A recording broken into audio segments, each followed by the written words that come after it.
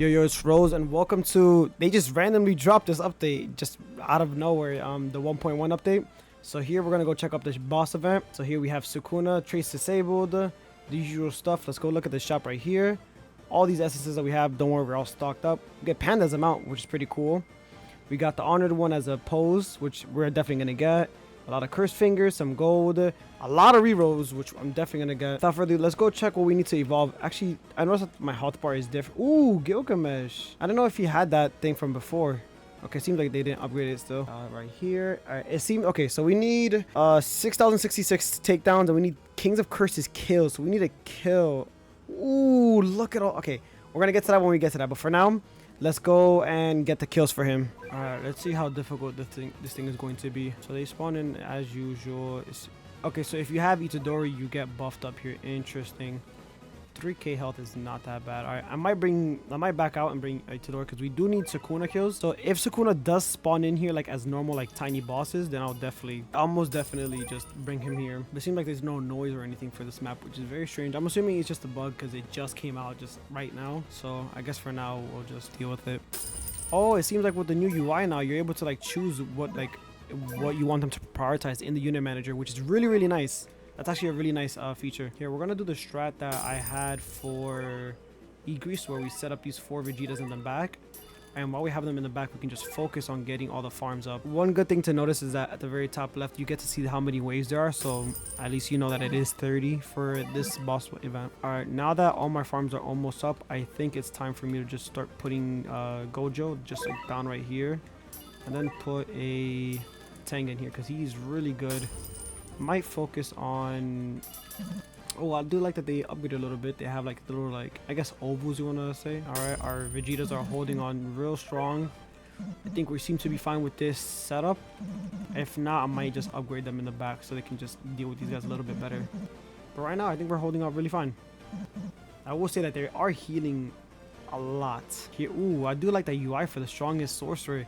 He has 4 little health bars. 600k health already at round 10 is insane, I'm not gonna lie. Alright, we might be cooked, but we'll try our best. Here. Okay, we have AoE for Tengen. Let's now upgrade the... I'm surprised that Gojo's not super effective here, considering, you know, since they are doing manga stuff. Okay, so what's hurting his... Oh no, it's just the AoE. Okay, so unless that gets destroyed first, it doesn't... Oh, you can also select bosses. That's really huge. That's really nice to have. All right, hopefully this gets him down. But 600k is a lot of health. Okay, so he gets stunned once his shield gets broken. That's nice to know. That's good to know. He gets stunned for a very long time. Wait, how long is he going to be stunned for? Oh, there you go. Okay, so he does an animation. He stuns our units. All right.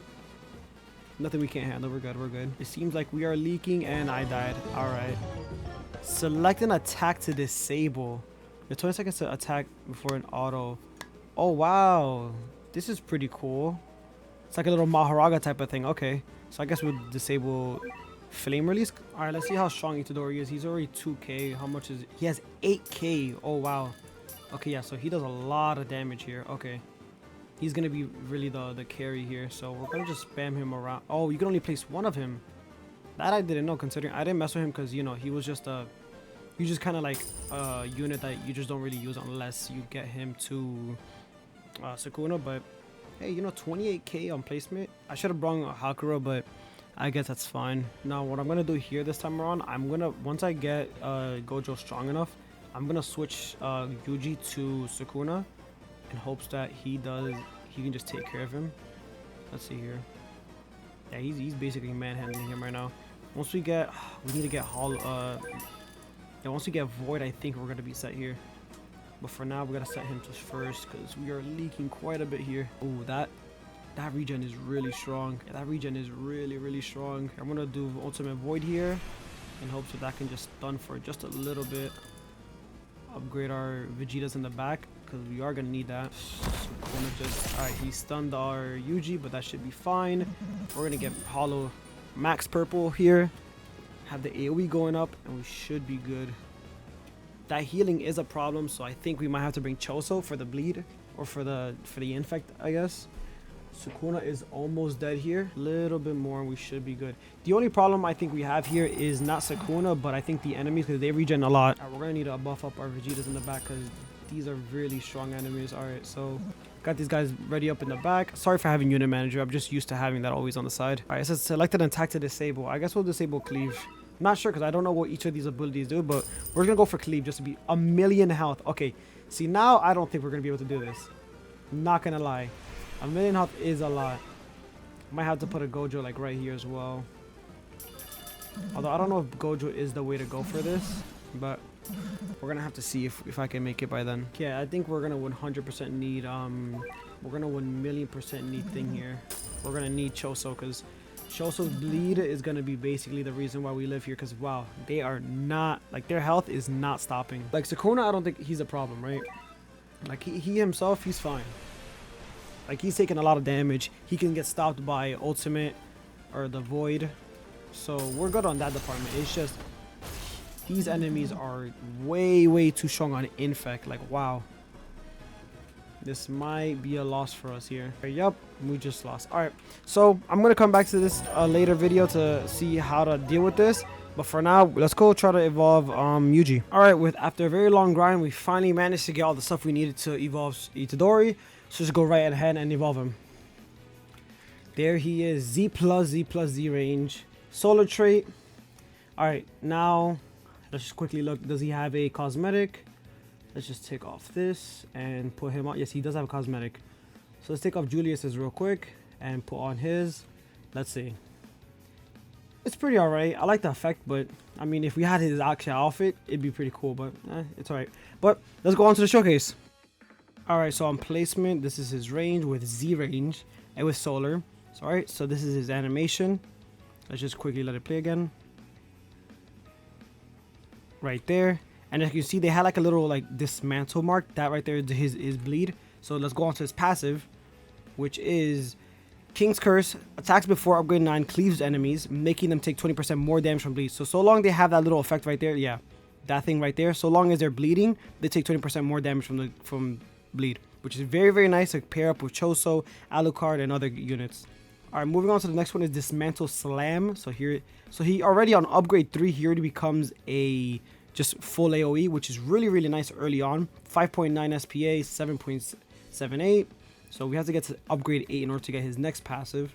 But yeah, this animation looks really nice, really cool. And another thing to notice is that he is the curse. He is the curse element, so he does 5% more damage to attacking a boss. And his little UI looks really cool, like the little like tiny touches at the very bottom. Very nice details. Alright, let's go to the next move, which is Cleaving Dash. So yeah, he just runs along and he just starts cleaving them, which is pretty cool. Pretty nice animation. And he becomes a line. Not the biggest line, but it's pretty good. It's pretty, and his range with 38 is pretty solid. Alright, here we have his next move, Sinister Sanctum. So let's upgrade. Now, it isn't an actual animation, but it is an ability. So Sinister Sanctum. Upon activation, 300% for the next attack, or for the attack, Sinister Sanctum cleaves enemies upon hit, damage for 1% for each kill that he gets, up to 30%. So similar to Gojo where he does his void, where it lowers his SPA. For him, it's gonna increase his damage. Alright, for this one, we're gonna just have the noise to see if it plays anything different. So here it goes. Alright, so it doesn't play anything, but I'm assuming that is either a map. It looks really cool, by the way. I'm assuming it has like a map wide AoE. If not, it's wherever his circle is. Nonetheless, that's really good. He's sitting at 16k with upgrade 8, which is really good. But let's move on to the next one, which is Flame Release. So here he turns into a big cone, and it's a okay. So it sucks. It is a single hit. But now that we reached upgrade 9, we can check his next 2 upgrades, which is Sinister Sanctum. Obviously, it's just his ability, and then Divine Flame. So he gains a fire element now. Now he's a dual unit. So now he's immunity to snare, and he's cursed. So that's really solid. So he gets damage 40% for getting to upgrade 9, and he's immune to stun, which is really good for if you're ever fighting like anything in Paragons or in Infinite. There's a lot of enemies that like to stun, so that's really solid. The only downside that I will say is that he is a one-hit, so you're probably gonna need like a Toji to like get rid of shield if you were ever to use him on Paragon. But here we go. So at upgrade max, we have 35k, 5.9 SPA, and 51 range. Really good. His cone is massive. The only downside that I see with him is that he just doesn't have he's not map wide AoE, which not every unit needs to be map wide AoE. But him having double element, which is really nice for like leaderboards, so that'll come in handy for him. But other than that, was it worth waiting for him? I think so. He's a really solid unit, yeah. Be sure to watch out for my next video. I'm going to be using the next Battle Pass unit, so stay tuned for that. And I catch you guys next time.